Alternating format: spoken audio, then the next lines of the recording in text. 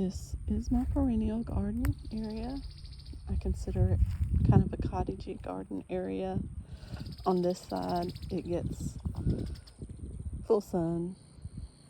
Sometimes it's dappled, but most of the time it's full. I have a few annuals here that I'm about to plant some bubblegum petunias just to give it some color when the roses aren't showing out. Like, they're doing pretty good right now. Really pretty roses. Some I had in my front yard, and I pulled them back here because we redid our porch. Some, like this one, I had a neighbor that was moving, and she dug up a lot of stuff and gave me. Have lots of perennials that still haven't bloomed yet that are going to be gorgeous. This rose is a slow starter, but it's looking great. My hibiscus, look at this. It's just really putting on the growth. Can't wait to see it. The dianthus are doing great. Look at this rose. Isn't it absolutely gorgeous? Isn't that the prettiest thing you ever saw?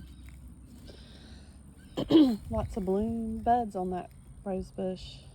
And I love that the new growth has red foliage. Just gives a little bit different look.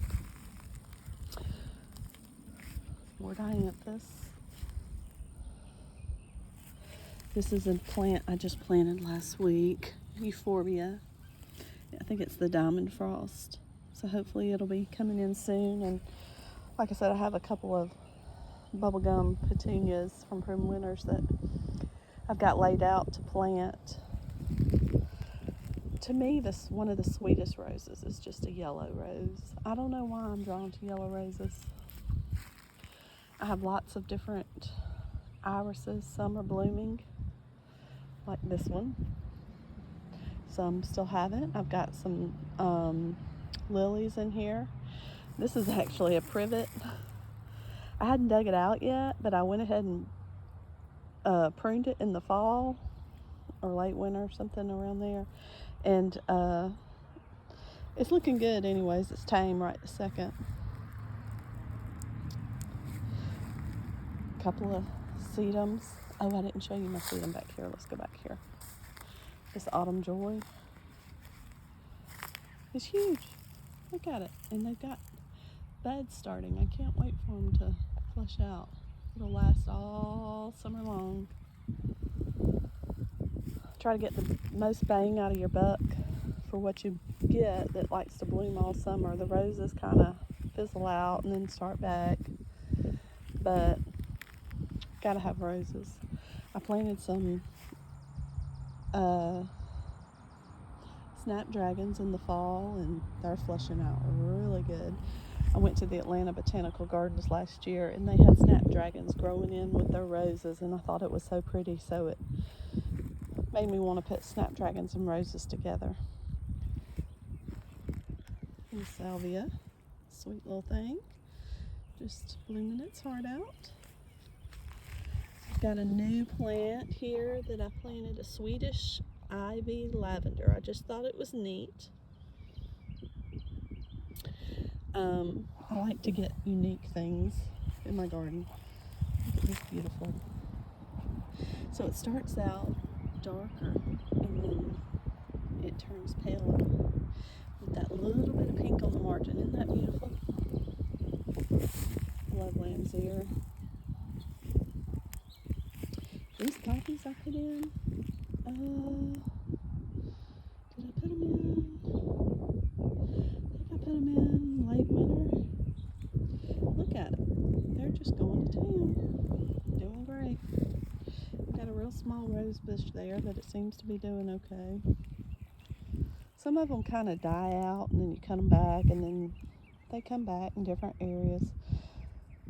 But this yarrow is the star of the show, if you ask me. It just is 3 times the size as it was last year. That's my Shasta daisies. I can't wait till it starts blooming. They are the star of the show when they bloom. Got a salvia there that's looking a little pitiful. It's a little hot mess, but I think it'll come back. This rose is gorgeous too. It's red. Not my favorite color for a cottage garden, but hey, I had these up front. I had red roses up front, and I moved them back here, so this is where they ended up. Some bloom flower. I've got a scented geranium. I'm trying to see what kind it is. Pagathorn. Anyways, this, you have to be patient. Got a pot I need to get out. You have to be patient because this is a Mexican petunia, and it grows. It'll get 2-3 feet tall, and then I thought, well, I guess it's not going to bloom. And then late summer, it was really hot in August, it bloomed and bloomed and bloomed. My bee balm, it's got buds all over it, so I know that it will be attracting those bees and butterflies soon. This is a rose companion. I dug it up out of my son's yard and put it here. This rose bush, it's got buds all over it, but it's got some spent blooms. I need to deadhead those. This rose bush is doing good.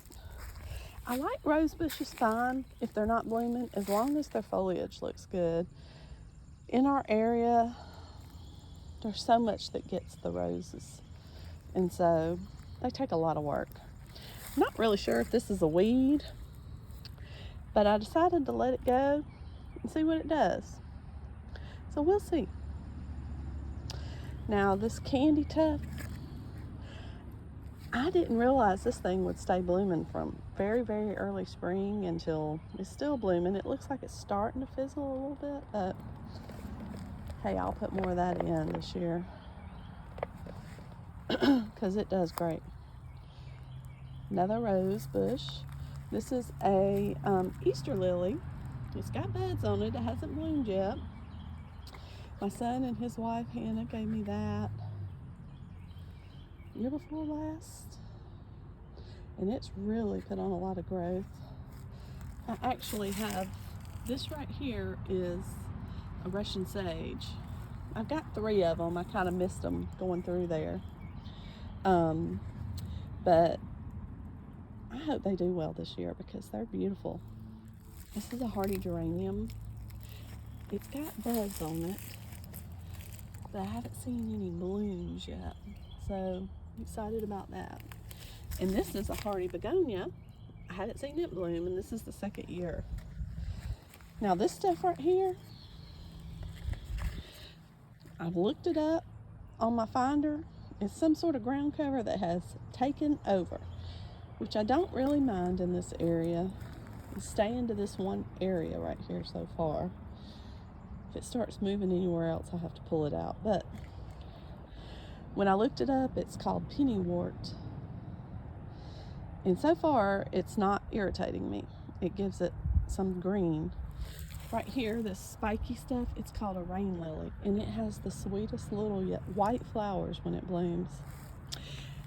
This, I think it's a trumpet vine. I can't remember the exact name. There's a tag over there. Anyways, it's starting to go. I love vines, blooming vines. I've got a rose here that hasn't bloomed yet and one here that hasn't bloomed yet. I dug those up from my daughter's yard in Greenville. Brought them home. That's when she wasn't into roses. Now she's into roses. I bet she wishes she had them back. This is my budleia or butterfly bush. Doing good. And that's another one of my hibiscus. Look at that. I need to cut the dead. You're supposed to wait till it starts shooting up so you know where it's at, I guess, and cut the dead. So I need to cut the dead. And there's the new growth. I'm so excited about it. This is an old frame that my sister-in-law gave me.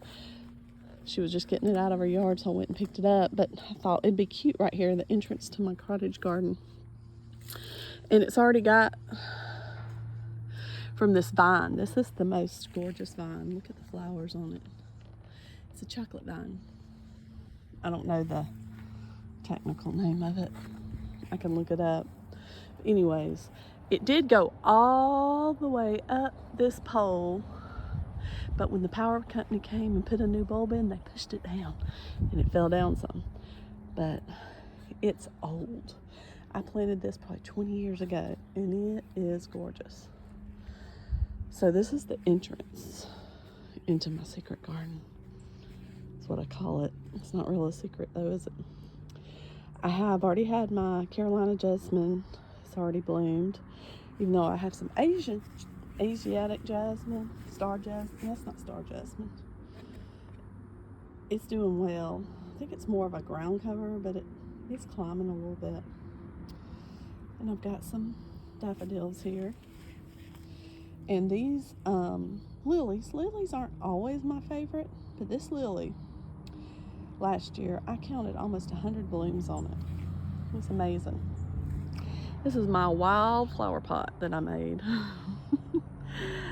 This is one of those, you know how you see on YouTube or wherever they have these videos. This is what they did it and it looks perfect, and then when you do it, this is what this one looked like.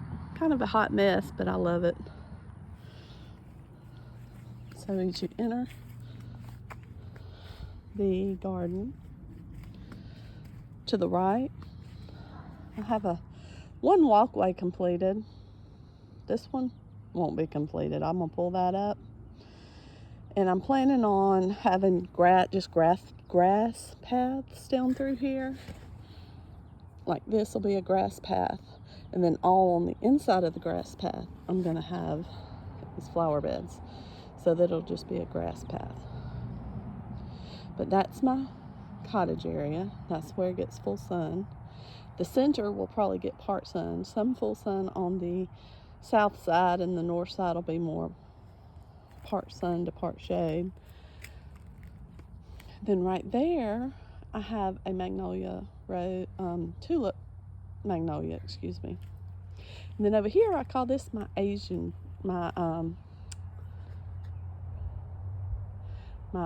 garden, Japanese garden, excuse me. Anyways, I've got lilies, and I've got a hydrangea on this side, and a hydrangea over there right behind the little girl.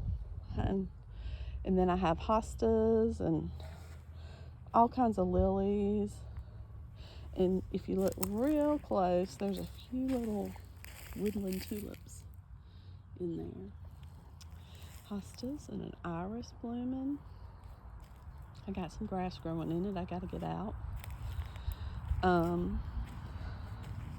And I have not cleaned out my pool yet. I've got to get my pool cleaned out.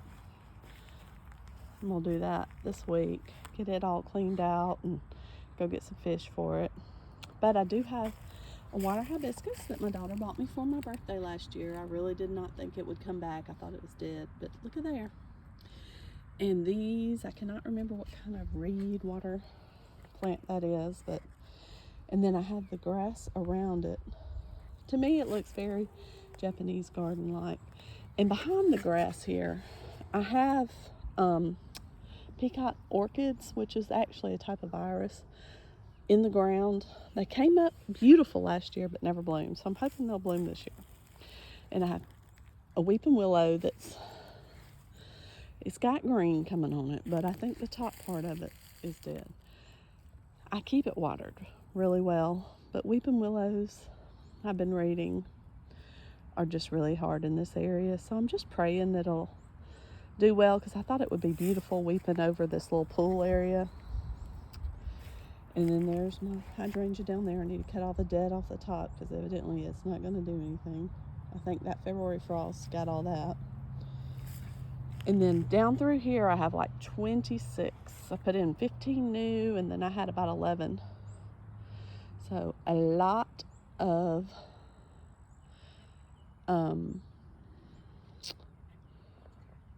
azaleas. And they're all different colors. I have pink, I have white, mostly just pink and white. They intermingle, pink, white, pink, white. And then see these little ones back here? Those are the small ones I put in this year. I went to a sale in Noonan and paid $1.50 a plant, so I got 15 plants. I've got some hostas, different kinds of hostas in here. I've got a columbine, and I'm really not a red fan in this garden either, but it's cyclamen. I forgot the name. That's what it is. It's really pretty. I've got a pecan tree coming up. Let's pull that sucker out. I think that's what that is. May not have been. Better leave it. Anyways, this was the blooms are about gone, but that's my one of my Lenten roses or hellebores. More azaleas. Spurge, it's a ground cover. Now I was about to pull this azalea out, started digging it up and saw all the growth down in the bottom. So what I'm gonna do is just cut the top side of it and see how it does. Azalea, Solomon Seal. I love this. I was so excited when this came up. And look at the precious little blooms on the back. And this azalea is looking pitiful, but it's got green on it, so I'm gonna leave it. I've got a oak leaf hydrangea, another hellebore. I love it, it's gorgeous. I've got two yews, one I need to get in the ground. Got my little pagoda over there, and my table. And so this is my little Japanese garden area. I love coming out here sitting at the table.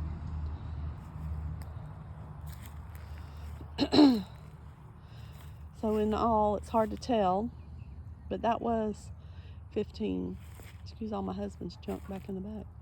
That was 15 new and 11 current azaleas. They're not the best looking this year. That cold really did a number on them, but a couple years, these two, there's some green on that one. Can't hardly see it, let me get there. See, there's green, so I'm gonna leave it. I'm gonna cut the dead off. That one, I don't think there's any green, so I'm gonna pull it out. I don't know if I'm gonna put anything in that spot or not. I've got a couple of shrubs I need to plant. These two, I really love these, are it's called Florida anise or anise, however you want to say it. And the prettiest blooms in the spring. Isn't that pretty? And if you break off the leaf and smell it, it smells like licorice, which is the name anise. More azaleas over here. Oak leaf hydrangea, some sort of hydrangea here. I can't remember the name of it. Got a pot I need to plant up. It had ivy in it, but I'm going to add some other vines in it and move it to a different location. There's my hammock underneath all these big pecan trees. And so I love getting in that thing in the summer when it's so hot. Ooh, it's nice. I had this thought when I planted this bed garden that I was going to have gardenias all around the edge. Well, gardenias are pretty finicky too. And what's so funny is I'll have a plant that's doing okay, a dead one. Plant that's doing good, dead one. I don't understand it, but I'm gonna dig up the dead. I've got some shrubs to put in their place and move on. But I'm definitely not putting gardenias back. Another pot here, it's got lots of ivy in it, but I'm gonna kind of clean it out a little bit. That way I can plant some other stuff in there. And I'm thinking I'm gonna move this pot, that pot, and then this third pot over here out here, because I'm wanting to create the center flower bed. So I'm gonna do it in like a triangle, and those will be the edges of the bed. And that's my thoughts. I have two dogwoods that I got, that I potted up, that I bought at, I didn't buy, I got them free at the library on Arbor Day. So I'm thinking I'm gonna put two dogwoods in pots and then flowers around them and see how they do till they get a little bigger, and then maybe I'll plant them out. That's my thoughts. So that's a dead gardenia I'm gonna dig up and put another plant. I've got these, I think these are Nandinas. Anyways, my brain forgets stuff, but I got these 3 from a friend's yard and dug them up and put them in here, and they're doing good. And this boxwood really doesn't go here, but I just stuck it here when I was planting because I needed to stick it in the ground, and it was growing good. 2 dead gardenias and then a live gardenia. It's the craziest thing. So I'm gonna dig these up, and I'm either gonna put a bench here and plant around it, or not sure what I'm gonna do yet, but I'm gonna start working on this area because I haven't worked on this area very much. This has been my main focus, and I'm back around to the cottage. This has been my main focus for a couple years. Now I'm getting it pretty full, and I need to let it just fill in. I need to start working on other areas. And so the center area is going to be an area, and then this area right here, I'm going to work on it. I want to plant some sunflowers somewhere. It's hard to get my husband to help me dig up a patch, so I'm going to have to think on that. Anyways, thinking about moving this bird bath to the center right here where this pot is. Thinking about that. It's got like a hole in the center. Who builds a bird bath and then has a hole in the center where water drains out? Got to plug it so I can get water staying in it. And I've got a little fountain that's made for shallow water that I could put in there, and birds will love that. So, got to do that. There's always something to do. Got that bench there. Thinking about moving it into here somewhere at the end of this garden. Got a clematis and a jasmine. I got a plant that fell over. That's actually a really pretty tree that I've got to get in the ground. It's a an Asian pomegranate. So it gets these big pomegranates, not the little ones. It's so pretty. I got to get it in the ground. I have an area over there. I call it my fruit orchard on the other side of that pecan tree. I've got a plum tree, peach tree, fig tree, 2 berry bushes. So I thought about putting it over there in the sun. I think it'll like it over there. I've got to get that done. So I've got star jasmine here, which that February cold snap really hurt it, but it's coming back. And my clematis. It's back around to the front of my garden shed. And I've got a rose bush, climbing rose, in my, it's a mess, potting shed. All right. So my next video, I'll show you my vegetable garden. But I think that's enough for now. Thanks for watching.